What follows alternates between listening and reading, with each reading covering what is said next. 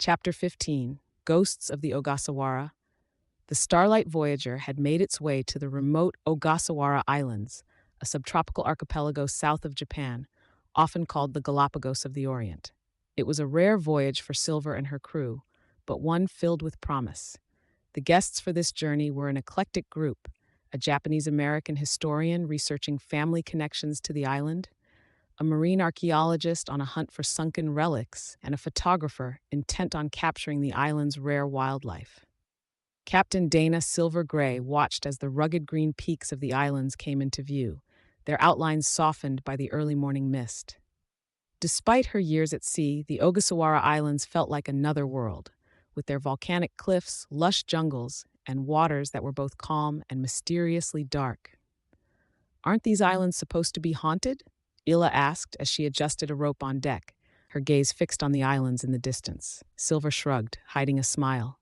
"Every place has its legends. But here, they're said to have ghosts." Isla gave a little shiver, looking around as if expecting a specter to appear. "Well, that's comforting." Below deck, Ray, the grizzled engineer, muttered about needing to make sure the yacht could handle the island's tricky conditions. "These waters have sunk better ships than ours," he grumbled to Aiden, who was busy chopping vegetables in the galley. Aiden chuckled. "Ah, Ray, if I didn't know any better, I'd think you were superstitious." "Superstitious or not," Ray said with a scowl, "it pays to be prepared."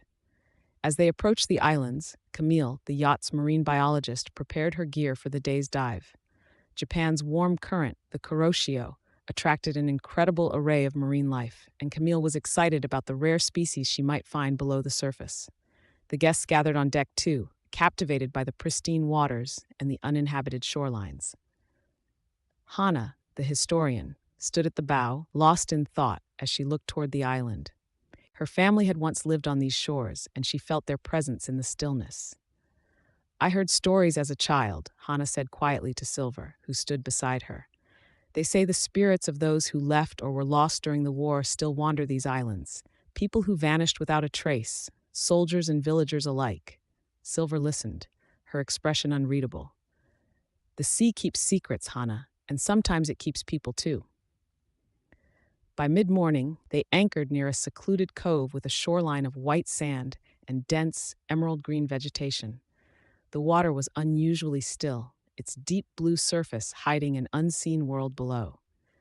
Camille and Dr. Kenji Watanabe, the marine archaeologist, readied their gear for a dive, with Hana and Ila accompanying them in the dinghy to observe from above. As they descended, Camille marveled at the vibrant coral reefs and schools of fish darting around them.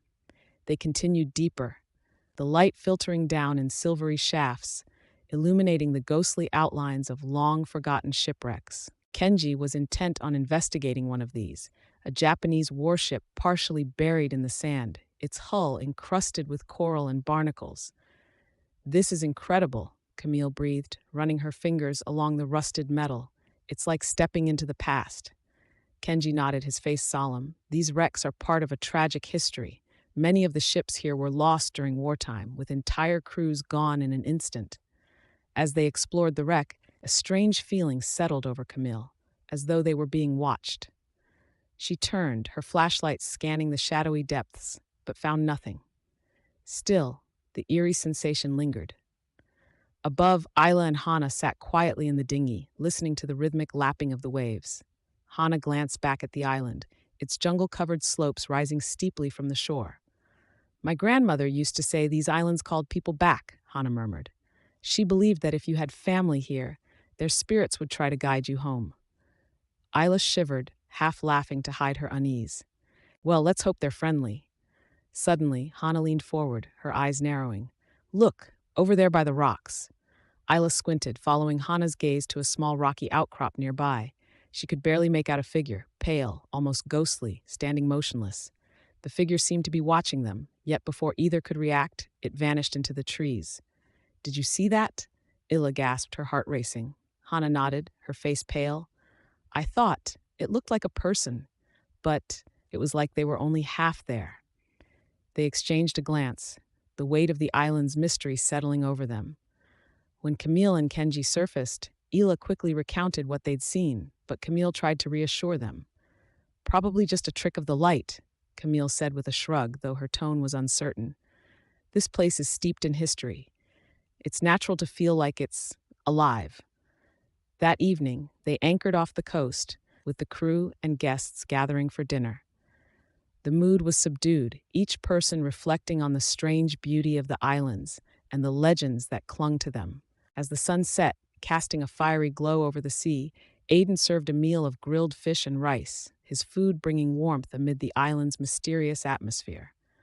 Hannah shared more stories of her family, of her grandfather's tales of wartime spirits and lost souls. They say that at night, if you listen carefully, you can hear voices carried by the wind, Hannah said softly, whispers of those who never left.